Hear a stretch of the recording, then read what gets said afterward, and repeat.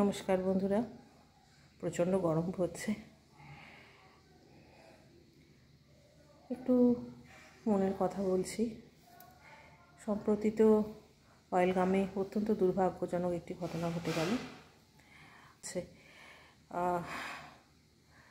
সেটা হলো যে আমরা তো মাটন বিরিয়ানি অনেকেই খাই, বা কিংবা চিকেন বিরিয়ানি, মোগলাই খানা সবাই আমরা প্রায় অনেকেই ভক্ত আমাদের ভারতবর্ষে। তো এটি বিশেষ জনপ্রিয় একটি খাবার।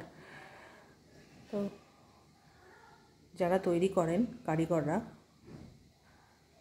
অনেক হিন্দু কারিগরও আছেন, অনেক মুসলিম কারিগরও আছেন। খুব সুন্দরভাবেই রান্নাটা করেন, এবং শুধু কলকাতা কেন, চন্দননগর বলুন বা ভারতবর্ষের বিভিন্ন প্রান্তে এনাদের বিভিন্ন আউটলেট আছে, সেখানে ভালো রকমই জিনিস বিক্রি হয়। অত্যন্ত জনপ্রিয় এই খাবার, কাবাবি বলুন, বিভিন্ন মোগলাই, আর কত ধরে ধরে বলবো। কিন্তু যেটা মোদ্দা কথা, আমরা এখন এই ধরনের রেস্টুরেন্টগুলো, এই বিশেষ ধরনের রেস্টুরেন্টগুলোকে আমরা তো এখন যাতায়াত বন্ধ রাখতেই পারি না, কারণ আমাদের দেশে অনেক ভালো ভালো হিন্দু কারিগররা এই একই খাবার সমান দক্ষতার সঙ্গে তৈরি করেন, যথেষ্ট ভালোও করেন।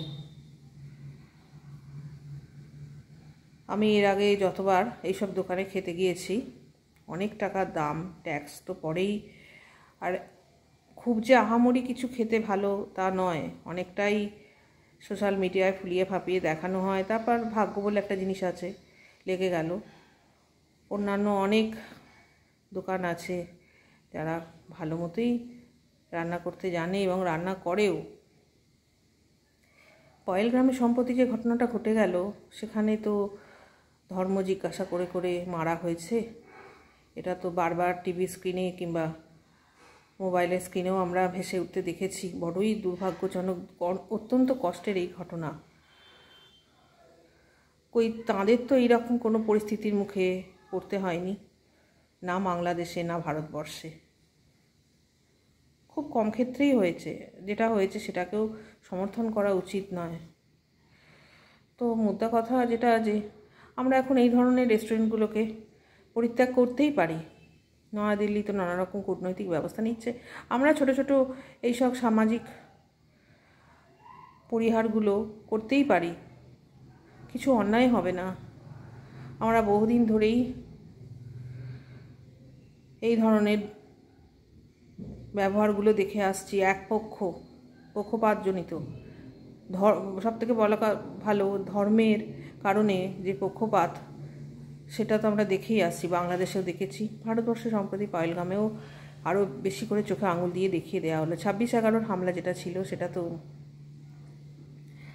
আপনার একটা গোটা মুম্বাইয়ের চত্বর জুড়ে, সেখানে দলমত নির্বিশেষে ভারতবাসী হিসেবে অ্যাটাক করা হয়েছে। সেখানে বিভিন্ন ধর্মের লোকেরা মিশেছিলেন, সেখানে ধর্ম জিজ্ঞাসা করার প্রশ্ন হতো না, কিন্তু এখানে ধর্ম জিজ্ঞাসা করেই বেশিরভাগ ক্ষেত্রে মারা হয়েছে। একথা আর বলার অপেক্ষা রাখে না। তো আমরা যেটুকু করতে পারি, আমার ফুড ব্লগিং চ্যানেল একটা খুব ছোট্ট সাবস্ক্রাইবারে, আপনারা দেখবেন দয়া করে। আমি আমার মতামতটুকু জানালাম, এটার মধ্যে কোনো বিদ্বেষ নেই। অনেক দুঃখ কষ্টের মধ্যে দিয়ে গিয়েই আমি এই ধরনের কথাগুলো বলতে বাধ্য হয়েছি। তো ধন্যবাদ বন্ধুরা।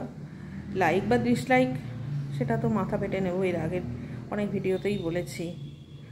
আমার অনেক অন্যান্য রান্নার রেসিপি রয়েছে, সেগুলো দেখবেন দয়া করে। ভালো লাগলে চ্যানেলটাকে একটু সমর্থন করে যাবেন। ছোট চ্যানেল, সবাইকে পাশে পেতে চাই। আমি এই ধরনের কথা বলতে আসতাম না যদি না এই রকম পরিস্থিতি হতো। বিদ্বেষ ছড়িয়ে লাভ কি আছে? আমরা তো সবাই ভারতবাসী, সবাই শান্তিতে বেঁচে থাকতে চাই।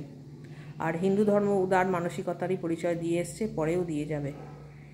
কিন্তু না, অন্যায়ের বিরুদ্ধে আপোষ করা নয়। ধন্যবাদ।